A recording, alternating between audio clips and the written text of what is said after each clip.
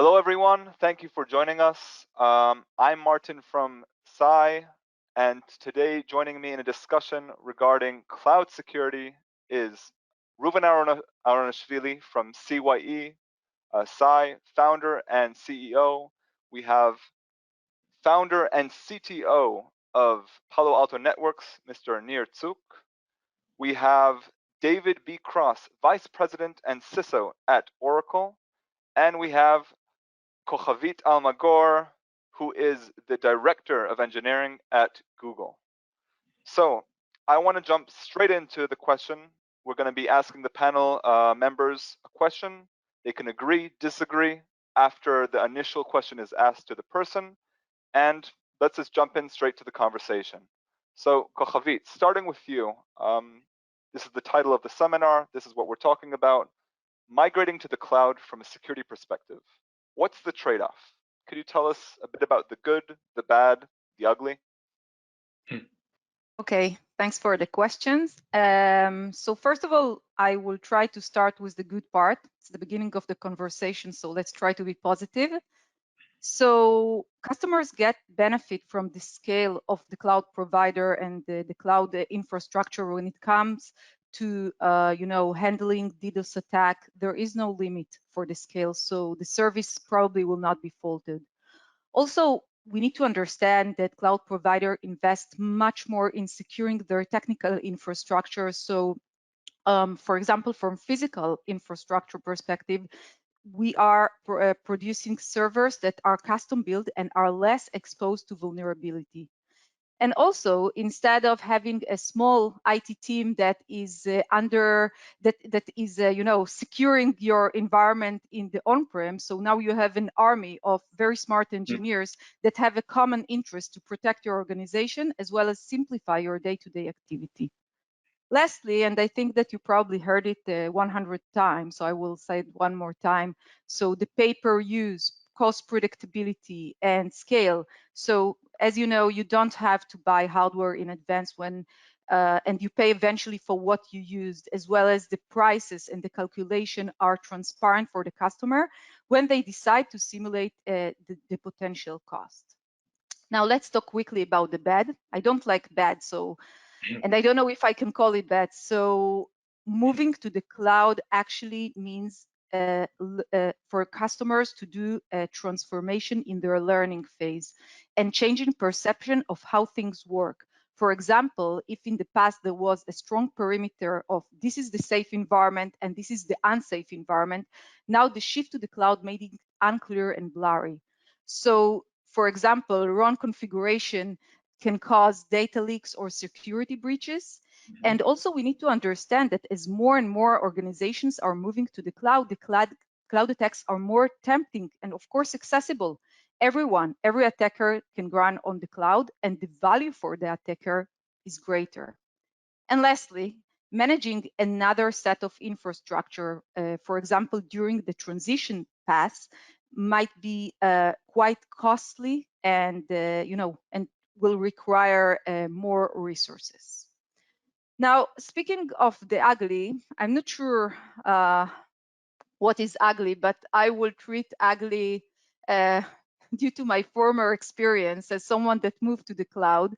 I will treat the potential bill at the end of the month as the ugly part, because customers then don't know how to use the cloud provider infrastructure and products and don't follow the recommendation and guidelines might find themselves paying a lot of money and much more than they expected. That's it. Interesting. And thank you for that. Nir, I'd like to get your perspective on this. And after that, David, I see you nodding a lot with that. So right after. Yeah, I'll try to answer the question just from a security perspective, not the merits of actually moving to the cloud and when it makes sense and when it doesn't. So from a security perspective, I see mostly upside in moving to the cloud for several reasons. The first one is because in general, developing for the cloud is much more structured versus the way we used to do it in traditional data centers. We have CI/CD pipelines and we have infrastructure as code and so on, whereas traditionally everyone that wanted from IT deployed the server, configured it themselves, and did whatever they want on it and SSH to it and change configurations and so on. If you do it right in the cloud, then it's much more structured. And because it is structured, it gives us the opportunity to start securing the cloud well before anything is even deployed, what's called shift left. In Hebrew, it would be shift right, right? Because we write from right to left, and there are some languages where it would be shift up. But we call it shift left just because, you know, on most presentations in the world, you have the development phase, you have the deployment or integration deployment phase, and then you have the execution phase. We can start very, very early, again, because of the structured the structured deployment of things in the cloud. So that's one thing, which makes the cloud much more secure. The second thing is that one of the plagues in the cybersecurity industry has been the way it's been developed. And the way it's been developed is that every time there was a new challenge in cybersecurity, for some reason, all the existing vendors ignored it, and a new set of vendors has been established to address that challenge. And very quickly, many organizations found themselves with dozens of solutions from dozens of vendors, each addressing different areas, which is okay. I mean, not okay, but understandable when you build over 25 years your infrastructure and when this is the way the cybersecurity industry has evolved. The cloud gives us opportunities to do things right, meaning from the get-go, choose a platform, one or another, that delivers all the different cybersecurity functions, hopefully on a best-of-breed basis, and do things right. It's also pretty necessary to do that because you don't have 25 years to deploy cybersecurity in the cloud. You know, it's not like the traditional data center, which was built over many, many years in the cloud. You have to do things quickly because the organization is moving to the cloud, and you have to go and do it. And in a short time, you don't want to deploy multiple agents on every workload. You don't want to. There are other restrictions around, for example, the number of API calls you can make into the console of the cloud and so on. You want really one solution for both technical reasons as well as for operational reasons. So the cloud is providing a much better opportunity to be more secure, both on the shift left side, start security much earlier, and it enables us to not make the mistakes of the past, which leads to a lot of configuration challenges. I think that the bad thing about the cloud / the ugly thing about the cloud from a security perspective is that security is on the operational side, on the SOC, the security operations side. The analysts in the SOC just don't know how to deal with the cloud. They can't. Okay, I'll give you an example. Very often we would generate an alert saying someone just brought up a new instance in the cloud, a VM or whatever, with an external IP address and SSHD running on it, sorry. Like, it gets to the SOC and the SOC analyst goes like, okay, what do I do now? You can even give them the full context. Here's the user that did it. Here, you know, you can give them the entire thing, and they're like, and this is a simple example. There are much more complicated examples, like of configuration errors, like an S3 bucket is suddenly shared with the world. Sorry, GCS bucket is suddenly shared with the world if you're on Google and whatever. I don't remember how Oracle Cloud calls their storage, but you know, all these alerts are very, very difficult for humans to deal with. And very often we see that the SOC is struggling to operationalize cloud security. There was a period of time where the solution was, okay, the SOC is not going to do it. We're going to create a DevSecOps organization, and they're going to do it. But everybody understood, okay, so you're just moving the problem to another set of people that don't know what to do with that. And the solution is, I think, more automation and doing things automatically and taking humans out of the equation. But we'll see how it evolves. Okay, David, you were nodding a lot, but yes. Where do you disagree? Well, I'll say that I really agree with both Nir and Kavit. The element is there's many advantages of the cloud, right? Cost, you know, scale, the expertise that's difficult to maintain and have on on-premise environment anymore, the resilience, you know, disaster recovery, things like that. It's very, very difficult to do. And really having it in a global 24/7 way. But there's one thing I'd like to really highlight, which I think is not everyone realizes, that I think Nir both implied, and Kavit, you really call it as ugly, is that when you have these one-off configurations, these specialty of setups that just for a customer moving to the cloud the first time is almost always a disaster. And I think that's one thing that everyone needs to watch out and try to avoid whenever possible. Okay, so David, I'm staying with you. This question is, it's interesting because on the one hand you are a CISO, on the other hand you work for a company that is a cloud provider. So how do I, as a CISO, trust the cloud providers? What actions can I do to try and sleep at night? Well, I know some people, listening may kind of bristle a little bit when I say this, is that, a CISO should really review, the appropriate audit and penetration reports, that a company or a cloud provider provides. That is because that really helps them to build some confidence that the controls are in place and audited by an independent third party, which is really not possible to do when you're the direct owner or customer of the cloud. You can't go to the data center. You can't perform these yourselves. It's not going to happen. So you need that third party. First, start there. And the second thing is I could say is just like we're doing today, right? It's about developing and nurturing the relationships you have, with your cloud providers, right? It's how you're investing, in the CSPs, right? The cloud providers, so that you've got a trusted relationship. And understanding, how the operational security and processes work, how they're protecting your data, how your privacy expectations are being met, right? So that you've got the right information metrics, that you need to have the confidence that your requirements, your regulations, your audit needs are met, right? And so the other element is, I'd call out is like in some ways of kind of like we're doing today, although it's virtually, but when we have conferences, is that joining the cloud provider communities, joining the events, joining the customer advisory boards, because this is how you can get direct connections with the engineering, not just product managers, no disrespect to product management, but how you can have the direct engineering connections with the people that know your requirements, that are building, the designs, and really getting a more transparent view, from a technical way of what your needs are and how they're solving them for you. I would like to add something to David's word. First of all, I really understand the requirement of, getting the right people to be involved. And I can tell you that Google, but not just Google, I'm sure that all the cloud provider taking the shared responsibility to something which is beyond that. We're talking about shared faith. So you will see today a lot of cloud providers investing tons of dollars in security as well and in standardization. And we as Google, we want to make sure that our customers are happy, and we encourage them to be involved. So it's not kind of like throwing problems from customers to cloud provider to reseller or whoever. It's kind of a shared faith. We want that you will be happy. So more and more customers will move and work on our infrastructure. I would like to be controversial here, if that's okay. Let's do Rubi and then Nir. Yeah. Okay. And I recommend, Kochavit, look at the camera when you speak. Okay. No, it looks better. It looks like you look to the side. Just look into the camera when you speak. Just one thing that I wanted to ask, right? When Yes, you take into consideration everything that was mentioned here, right?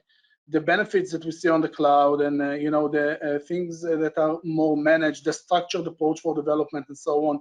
One thing that comes to mind, and this is across of, I would say, most of our customers that are cloud basic. We see the complexity issue of the cloud as one of the main challenges that we see. So being able to secure a cloud instance, right? You need a level of expertise that is not really common, let's say, requirement for most of the, let's say, engineering team. And now the question here, from my side at least, is how do you make this complexity, which is the #1 enemy from my point of view to security, right? How do you take this complexity and put it in an order that every, let's say, engineer, simple engineer, right, is able to take at least the basic configuration that's supposed to be secure, which is not the default today in most clouds, right, and actually execute that. That's a question that I think that should be addressed in general. Yeah, from my point of view, most of the things that we see today in cloud-based, let's say, attacks, breaches, and so on, is always misconfiguration, right? It's not around let's say the vulnerability in the cloud or a CVE in the infrastructure is really misconfigurations. And that's something that I think we should address also in this discussion. Engineers have a lot of power. You wouldn't believe they have more power than managers. And I think that the configuration problems and the potential breaches in the cloud that are that configuration can harm, can cause them, are due to mistakes that, first of all, the organization itself, it's not well educated, as well as we're not using much automation as needed. I really agree with Nir that we need to do as much as possible with automation. There is no other choice. That's it. Yeah, but to your point, right? I think that having basic, let's say, a set of configurations that are secure by design for cloud providers, and we used GCP for a very long time, and I can tell you that the time that it took us, just as an example, of course, the same goes to AWS, Azure, or Oracle, right?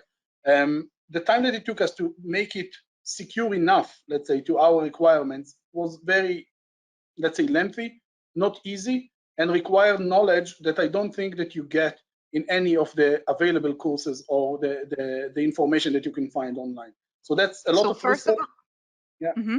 So first of all, it's a journey. I agree with you. And I agree that cloud providers, okay, let's put Google aside, they need to escort you during this journey, and they need to support you. It's their own interest. When I said shared fate, yes, it's shared fate. If you will not be happy, I will not be happy, because no one will pay me money at the end of the month.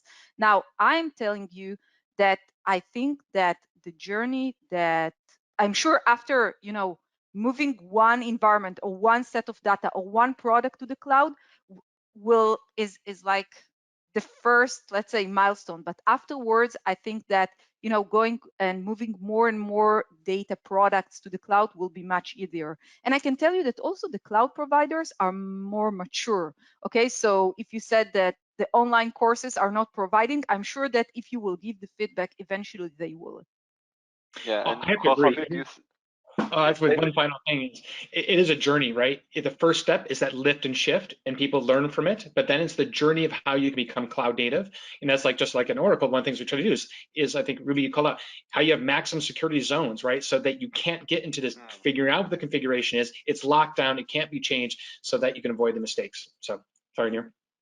No, sure. So I just wanted to say before we move on, we were thinking when we're thinking of the title of this webinar, we're thinking shared responsibility. Does it exist? You call it shared faith. So we'll get into that in that's our slogan. In the don't do evil. So don't do evil. Yeah. Yeah. So this one is for Ruby, and then I want if Nir could jump on after. If we talked about the problems of the cloud, let's talk about problems that originate outside an organization, even though there's enough inside the organizations themselves. Regarding new types of attacks on the cloud, what could enterprises expect in the coming years? What do we know and what do we not know?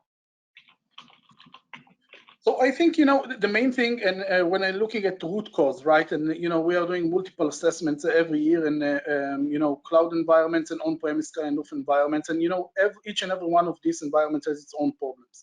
But when you look and try to find a root cause for the issues that we found on cloud, as I said before, it's mainly misconfigurations and different types of misconfigurations, from identity management, securing the data on the cloud, trusting the vendor itself. That's an issue, right? We've discussed that multiple times in the past, but think about a government organization. Now you're going to move your data into the cloud, not that fast, right? This is something that we see a struggle going on, and even the banks, I'm not even talking about government organizations, they're not very fast in migrating everything to the cloud. It's a journey. Everyone will be there in the end. I'm sure that's the the trend that we see in the market. But still, there are some challenges that are quite significant there, right? And one of the things that that we are keep getting asked, right, is what happens in the case, and I know that we are going to discuss that later. What happens in the case that, for example, AWS, as we don't have AWS representative here, is going to be breached, and now millions of customers, millions of organizations are going to be hit or breached at the same time? What are we going to do then, right? How the cybersecurity community is going to react to that? And that's a very good question. So I can tell you that from configuration perspective, the complexity level that is, I hope that as Kochavit and David mentioned, this is a journey, and the cloud providers become more mature also with their interface to the customer. I'm sure that it's going to be easier and easier to deploy a secure configuration by default. That's something that will definitely reduce the number of attacks that we see today.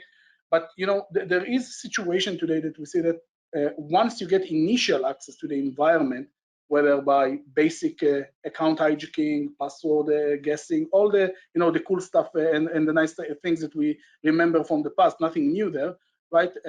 The impact that you get there, because the data is so accessible in the cloud, the impact becomes much, let's say, more achievable to the customer, to the attacker. And of course, the impact that you experience as the organization is something that becomes in a different magnitude, because as the attacker, you don't need to search a lot. Everything is more or less there. It's something that is easier in a way. Now, what we don't know, right, and I think that will be the future, is really how to react to major, and as I said before, how to react to major issues, attacks against cloud-based infrastructures. And there were some rumors around Microsoft lately, what happened there, and with SolarWinds, and after SolarWinds, and Exchange, and so on. I can tell you that the impact, more than 100 incidents that we managed as an organization, right, in different organizations in the US, that was an issue that was only the tip of the iceberg from my point of view to, let's say, and some kind of preview to what is going to happen in case, of course, in a very unfortunate case, that one of the big providers is going to be hit. That's my perspective, at least. Yeah. Nir, your thoughts on this? Yeah, so I'm not going to try to predict what the adversaries are going to do in the future in terms of new ideas about how to attack the cloud, which I think was the original question. I think that, yeah, misconfiguration is an issue with the cloud. I think that there are solutions to that. We see the development environments in the cloud much more vulnerable than the production ones. Because there you have a lot of, there are less controls, more unruly engineers, they do whatever they want, and you have to be very careful about the kind of data that they have access to in those environments. Think about how you secure your source code and so on. So that's one thing. We see lost credentials. I think you mentioned that, Ruby, but lost credentials into the console, into the, these are credentials that you, when you get access to them, you get access to everything. We see those as a major issue. And, like, you see engineers doing not so smart things, such as sending those credentials to each other via Slack. It's like, how do I get to the console? Here are here it is. So now someone breaks into your Slack and they have your credentials and so on.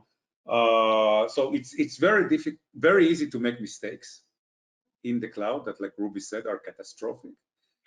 It's not easy to protect against them, but there are ways. And once you do, your cloud is going to be much more secure than your traditional environment. I would also say that we're seeing too many organizations prior to the breach trying to use basic cloud provided tools, so security groups instead of real network security, using cloud provider provided monitoring tools instead of using third-party tools that usually are much better, because if you're a cloud provider and you have thousands of employees, and security is usually a very, very small portion of your revenues, you're not going to put your best people on security. You're going to put them on the things that bring you the revenues. There's some misconception that, oh, you can trust the cloud provider with everything and use their tools that they provide for security, and then you get burnt, and then you go and buy commercial tools that are built by the many different cloud security dedicated companies. Interesting. David Kochavit, you want to jump on that before I move on? Yeah, I just want to comment to Nir's answer about the cloud provider capabilities. So I think that the power of what cloud providers can do with the infrastructure is endless. And you're right, maybe the business is not security related, but I think that before customers going and seeking for other alternatives, they should be ready, and they should be ready to learn what they can actually absorb and get from the cloud providers' products. Afterwards, if they are not satisfied, of course, if eventually, as I said, we're talking about shared faith, and our approach is that our customers will be happy whether they are using additional third-party products on top of our infrastructure. Kochavit, just to make it clear, Google is now selling third-party products instead of their own to their customers. David, bring us back to the shore here. I agree 100% though, is cloud providers, right? The marketplace, right? And the complementary solutions, because every customer has different requirements. I think the marketplace and the partnerships are mission critical. But I think coming back to another point that I think Nir called out, and this is where I think for customers, and I think a topic a bit later here is, shared responsibilities. There are shared responsibilities. And I think one of the most common challenges that we see in customers is like the dev, the test, the staging environments. You need to treat those like production environments, because the moment you don't have the same controls, the same patching, the same monitoring of your dev, test, and staging environments, that's the place that the attackers always come in. That's their jump box into production. They laterally move from there, and that's the number one thing you have to watch out every single time. Interesting. Ruby, you mentioned something that is actually something that I wrote down. So I want to play out this, we'll call it this doomsday situation. I don't think we're far from it on a personal level. Sooner or later, there's going to be a scenario that one of the big providers, Oracle, Microsoft, AWS, whoever, will be compromised. Once this happens, are we as an industry ready for it? What's going to be happening? What's going to be the after effect?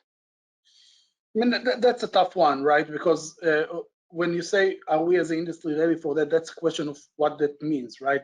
Let's talk about the basic thing, right? Let's talk about incident response, right? That's something that today we see highly manual, although there are a lot of automations in the space, but in order to react to that, you need people to help. At least today, that's the majority of things that we see. How can you react to hundreds of thousands of organizations that are attacked at the same time? Think about insurance, that cybersecurity insurance that will definitely act against payments there, because it will be considered act of war or something similar. So my simple answer is we are getting there. I mean, there are multiple controls of cybersecurity that are installed in place in order to make sure that this kind of, let's say, catastrophic situation, the impact at least will be limited, whether that's on a tenant-based kind of separation, the fact that there are no accounts that are able to get access across the board, at least hopefully, that things that we don't know, of course, we don't know, but in the cloud infrastructure, the tenant's supposed to be disconnected and so on. So in a way, I think that there are set of policies, procedures, tooling, and of course the people around that to make sure that this kind of situation will be limited in impact.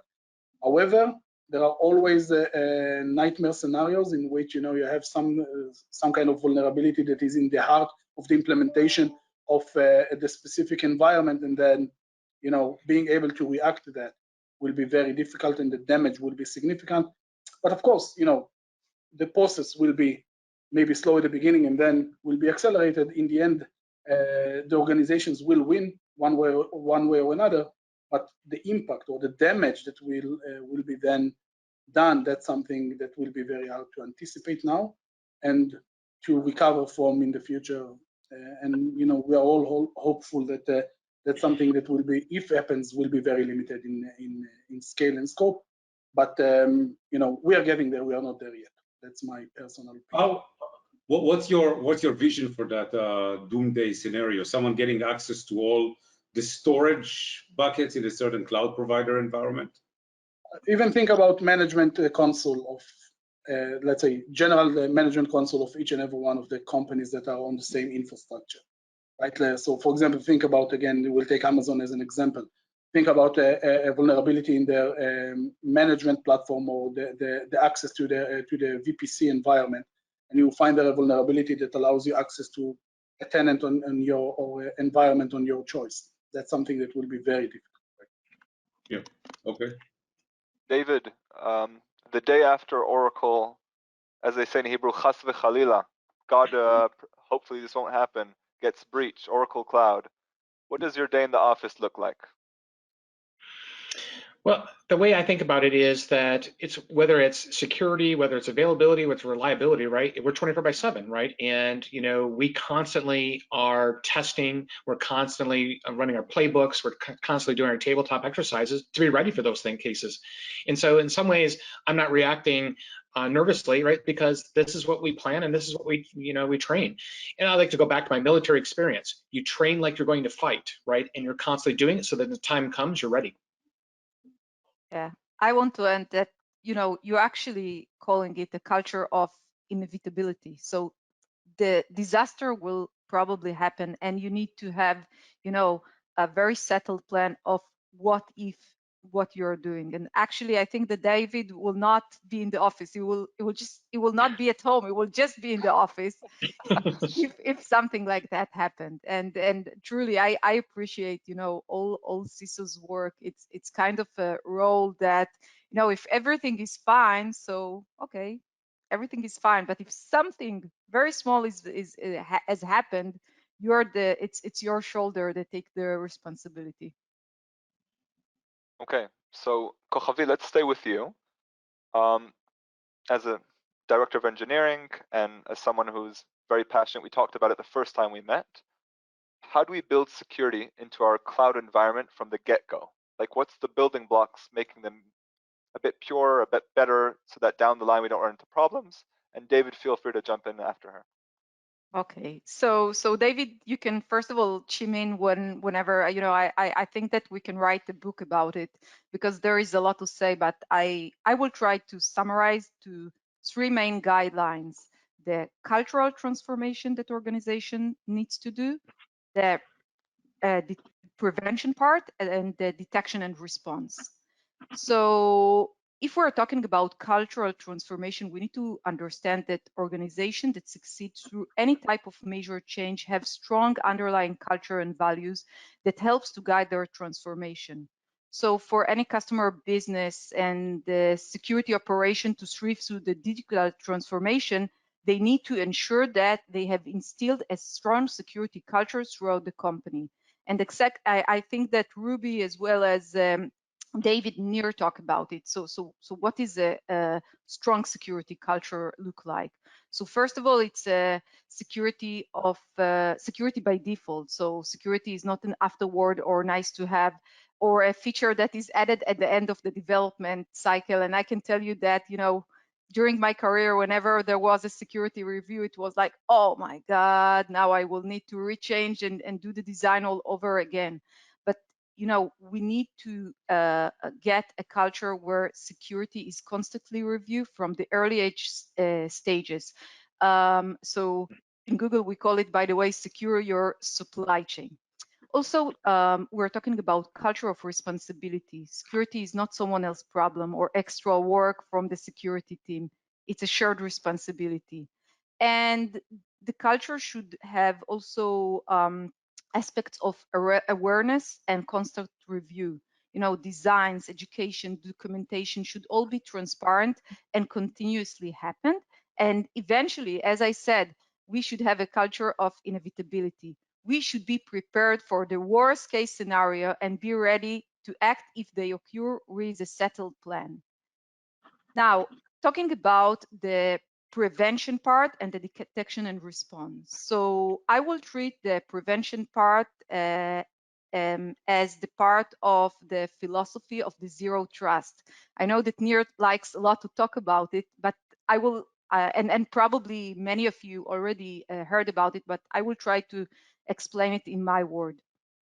So the traditional security approaches focus on hardening, securing a secure perimeter, and keeping threat outside that perimeter. So we have the secured zone and the unsecured zone. The cloud security means thinking differently because the perimeter in the modern information ecosystems is not well defined and not easily secured through the traditional means. And in order to succeed with the cloud security, we should reject that perimeter model and embrace the philosophy of a zero trust, which means that instead of trusting data and transaction after they have cleared your security perimeter, you need to verify every piece of data and every operation outside as well as inside your system. The constant verification should be driven by automation, and this, constant verification makes our organization more and more secure through the modern threats that we're facing. One thing that I can tell you that we're doing, it's just one infrastructure that we build in Google. It's called the Beyond Corp. So it's a framework solution that includes integrated threats and data protection for modern and legacy application. In Beyond Corp, access to internal service is granted by expressive security policy based on multiple signals, such as user identity or device inventory information, rather than solely network-based trust. And lastly, I will talk a bit about the risk-informed approach, which is the detection and response. The risk-informed security approach is based on analyzing and assessing risk, then managing those risks in an informed way. Cloud service provider make the risk-informed approach easier and more efficient for the customer by developing and maintaining many of the controls and tools that they need to mitigate modern security threats. So cloud service provider, for example, they have access logs and firewall logs that can be difficult and expensive to develop in the on-premises environment. And cloud service provider also continuously update robust security processes around the authentication and the authorization keys. That's it. Can I be controversial here? Only if David lets you go first.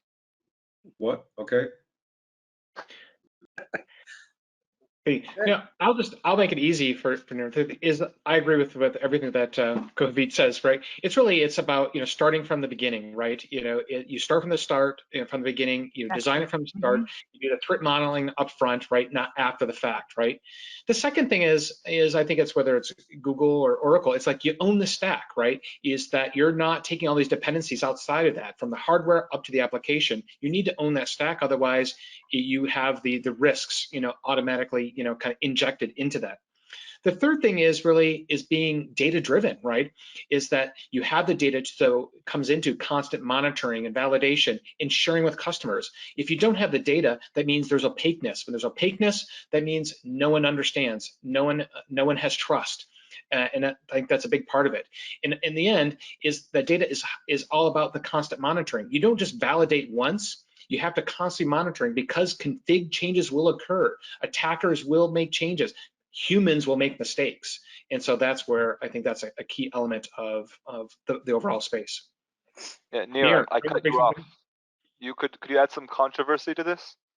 Yeah, I disagree with almost everything that was said here. Let's go. Sorry. So first, you cannot build a security model without a perimeter. There are different ways of building a perimeter. I mean, you don't know it, but even Google is walking away from that model. You cannot build a perimeter. Sorry, you cannot build a security model without a perimeter. It's just too difficult. You have to do too many things on each and every endpoint in the cloud. You can't do that. Whatever you can do on a perimeter saves you a lot of trouble after that. You can even scan all the transactions on the perimeter. So zero trust is not about, I know for Google, zero trust used to be about removing the perimeter, but that's not zero trust. Zero trust is really about removing all implicit trust, meaning you don't look for different things in different situations. You don't say, because the connection is coming from here, I'm going to do this, and in another situation, you're going to do that. That's zero trust. Zero trust is you check everything all the time to the most extreme, no matter what the situation is. And I'll tell you that every customer of ours, and we have many thousands of customers that have moved to the cloud, that try to build a cloud security model without a perimeter, has completely failed. It doesn't work. So that's one thing. The second thing is this claim that the cloud providers are providing ways of logging everything and doing things with the logs. It's just not true for several reasons. The first reason is that it is super expensive to log everything in the cloud. It's super expensive to ship the logs out of the cloud to a third-party storage.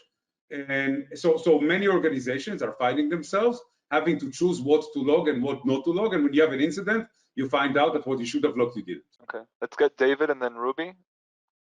Yeah, so I think I'd like to echo, Kavit's point. It's certainly, the multi-cloud is the reality, right, is for almost all businesses now, right?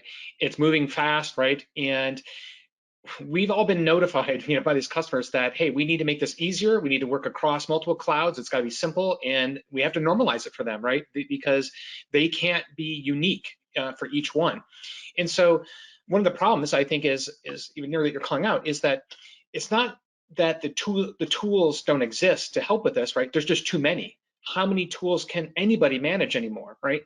How can you get them all to be integrated, right? And I think that's one of the things that both Oracle and Google are trying to do, is that, with the ONIG, right, is the security notification frameworks, right? How we can kind of try to build a common standard to taking all these events from multiple services and multiple clouds and normalizing them into a format so that we can actually have actionable intelligence, how we can actually try to simplify some of the security elements for our customers, right? Because all customers are going to have a multi-cloud strategy. And this is where with the partnerships and working together in the common vernacular, the common standards and things like that, so that we can actually make some progress in this area. Okay, Ruby, could you bring us home? And then multi-cloud was mentioned way too many times. I got a question on it. So answer this, I'll ask a question, then we'll start over again. Yeah, I'll be very, very short on this one, right? I think that, from our experience, the point that Nir mentioned, right? Getting to the point where you are trying to investigate a situation and you don't have the data, that's the most frustrating situation that you can find yourself, right?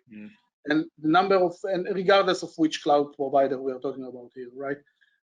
In most cases, we find ourselves with data that is not stored, or you needed to change the default configuration to store more, or to change the billing process, or the package that you have in order to get more data and so on.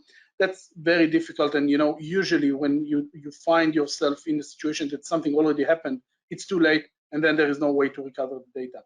So I think that having, this is maybe a little bit of a too optimistic kind of approach, but having the cloud providers sitting together and designing a standard in which data should be provided, should be analyzed, and should be consumed by the customers, that's some kind of dream. To be honest, I don't see happening soon, but David, I really hope that what you're doing there, and as you just mentioned, that's something that will be reality in the near future, because otherwise, really, it's going to be so difficult to manage this kind of situations. So if we're going to look at recent news, we have seen recently how groups like Nobelium, I don't know from which country they are, I'm sure no one else knows, just kidding, smartly tries to piggyback on any direct access to resellers through to their customers' ITs, gain access to their downstream customers. So what can we do as a cloud provider to stop these attacks on the supply chain? And also, what could the broker in the middle do? What could the company itself do? So I think we're going to start with Ruby, then to Kochavit. The question is basically, in this hot potato situation, everyone's like, it's your fault, the blame game. What can we do? And who should do what? It was mentioned before that this is a shared responsibility or shared faith between the different, let's say, players in this game, right? So at the moment, I don't see any other way of, creating, let's say, set of controls that are compensating controls on each side. That means, as the customer of the environment, you have to make sure that your data, for example, is protected. Let's talk about the basic thing like encryption, right? You don't have to let's say, to use encryption in the environment and also store the keys, for example, in the same environment if you want to avoid this kind of, let's say, data exposure situation like we do, for example, in our environment, right? But if you take it to the different players in between, right? If you talk about the SaaS platform, for example, right, that is using some kind of SaaS-based, YaaS or PaaS kind of interface, infrastructure as a service or platform as a service. I mean, each and every one of the players in the middle, they have their own responsibilities, whether it's to the platform, the application itself, the configuration, and of course the infrastructure that in the end is provided by the cloud providers. But the point that I'm trying to make here is that at the moment, I don't think that a cloud provider alone can actually protect the situation. As you know, they can do a lot, but that's not good enough, because in the end, let's say the control, the configuration, and the information assets that you put on your environment, it's your environment, and you as a customer, you need for sure to walk around it and protect your specific assets with the relevant security controls in place. Now, regarding this kind of specific attacker that is looking for, let's say, quick wins or huge gains in which you get access, or you invest one time and then you get instant access to a lot of organizations, like we've seen in SolarWinds and Kaseya and some other situations. I mean, the cloud providers are, let's say, very obvious attack, right? That's at least target for an attack, because as we mentioned before, right, if you're able to create a situation in which you're getting instant access to a lot of other organizations, that's of course a huge gain for you as an attacker.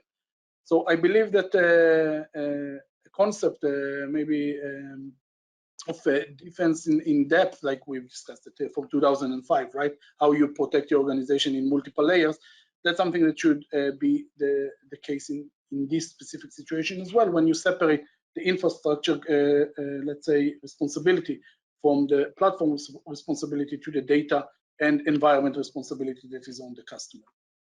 Oh, sorry. Yeah, that's what I think. Yeah. Okay, so just if we have the cloud provider, we have the reseller, we have the end client. Yeah. Who's in charge of what? So first of all, I think that Ruby gave a really good answer, so I don't have a lot to add. I will just say that there should be a clear separation of duties, and maybe I'm repeating some of what you said. So each party should have the necessary access to fill its duty. For example, reseller doesn't need to have access for data or content, for example.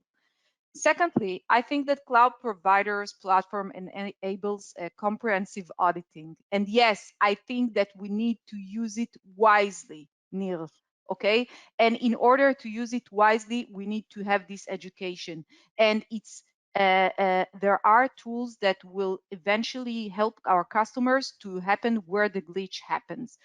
Beyond the shared responsibility, I think that Google's as well as the other cloud provider believed in a shared phase together with the customers as well as partners. Again, it's not just Google can win this battle.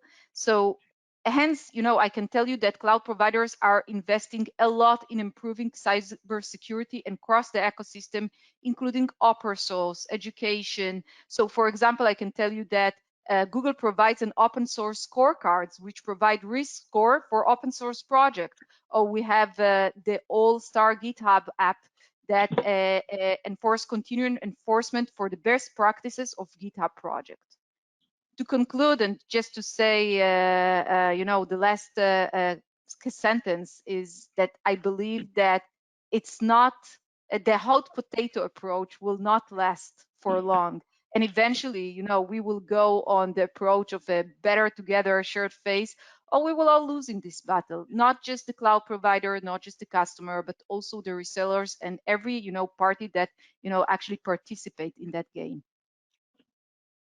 I want to say something about the term shared responsibility and shared faith. Mm-hmm. When things like that happen, the CISO that gets fired is the CISO of the customer. Okay. Sorry, can you repeat something about? Yeah, when attacks like that happen, the person that gets fired is the CISO for the customer, for the end customer. It's not the reseller, it's not the CISO for the cloud provider. So maybe there is shared responsibility and shared faith. But the accountability is on the customer side, not anywhere else.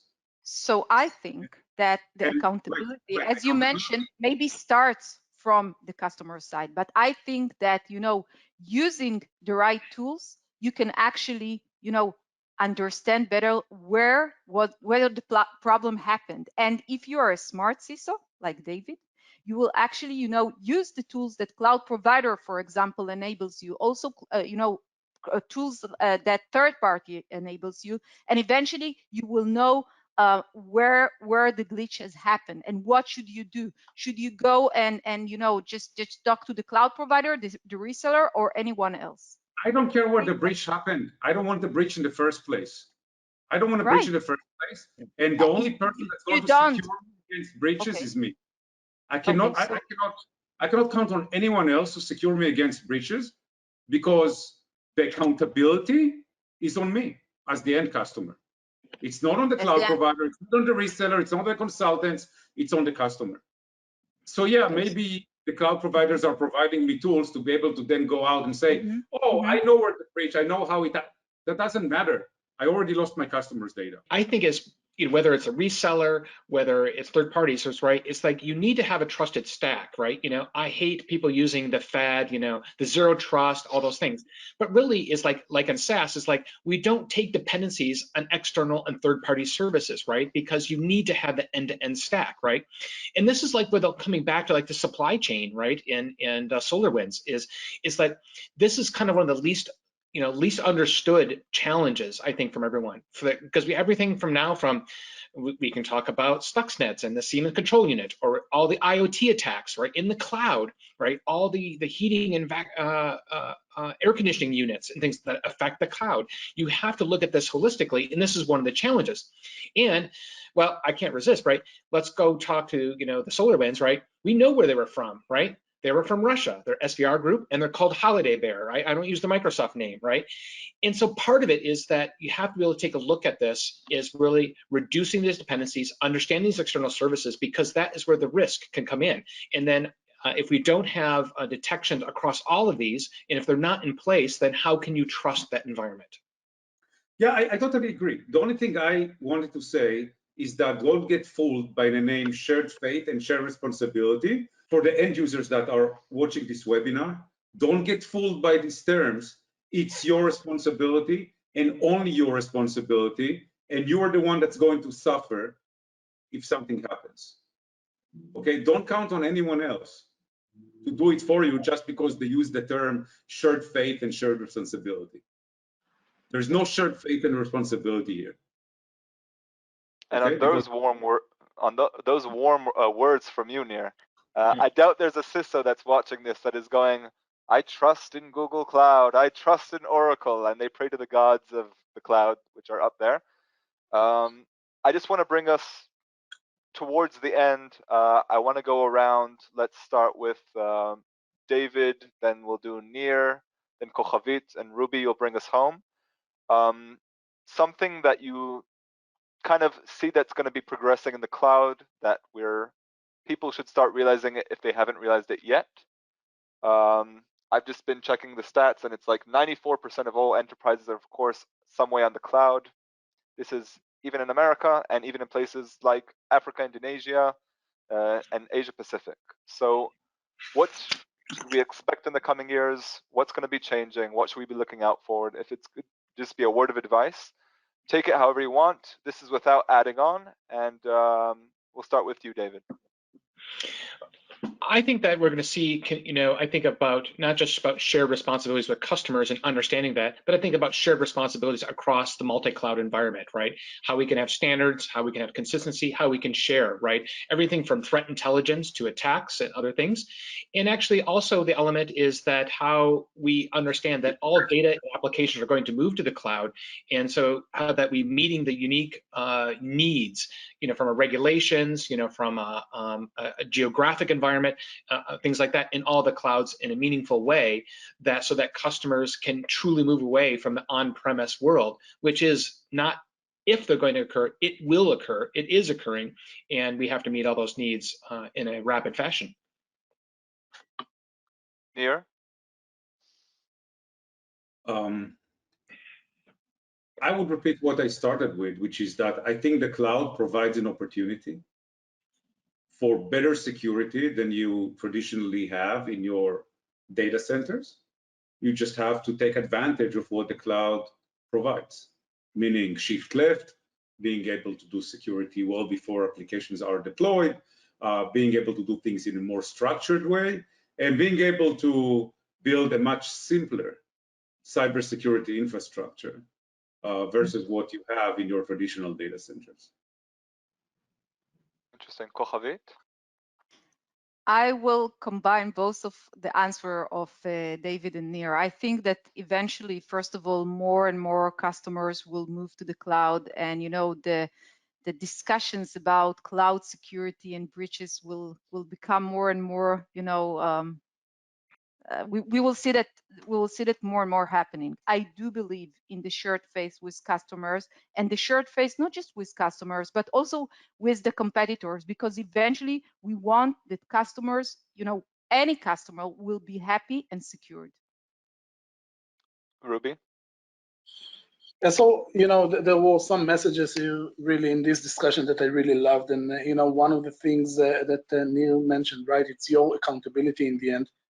That's something that is so important to mention in general, right? Not even only for cloud environments. In any kind of platform, system, technology that you use, in the end, it's your data, you're responsible for it, and you need to remember that. And that's a key message that I think that we should emphasize in general.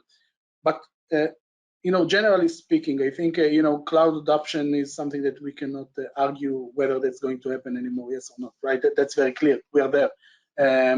And from my point of view, being able to leverage the capabilities that are built-in capabilities for cybersecurity specifically, that's a huge improvement that we see all over. I think that if we solve the complexity issues, right? If we are able to join hands, which is, in the end, I'm not sure that it's that close to see this kind of cooperation, but if we are able to do something in order, even if that's a third party like Nir mentioned, right, to collect the information, standardize, normalize the information, and then consume the information, whether it's log information or security configuration in general, that will be a huge step forward. And I think that the transition from on-premises kind of solution to the cloud will be a very good, let's say, step for security in general. And the disaster kind of scenario that you've mentioned before, that's something that every organization has to take into consideration and find the compensating methods and contingency plans to be able to fight or to react in cases of this kind of, let's say, catastrophe happening. That's my thing. Okay, Nir, Kochavit, David, Ruby, thank you so much for your time. Coordinating this was much easier than I thought it would be. I loved how this felt like a real discussion as much as we can on this age of Corona or whatever you want to call it. I really appreciate your time. I really appreciate your answers. I really appreciate you disagreeing with each other, which is real, because have you ever seen a webinar where everyone's like, yes, yes, yes? So thank you so much to Sai for hosting this, and we'll see you on the next one.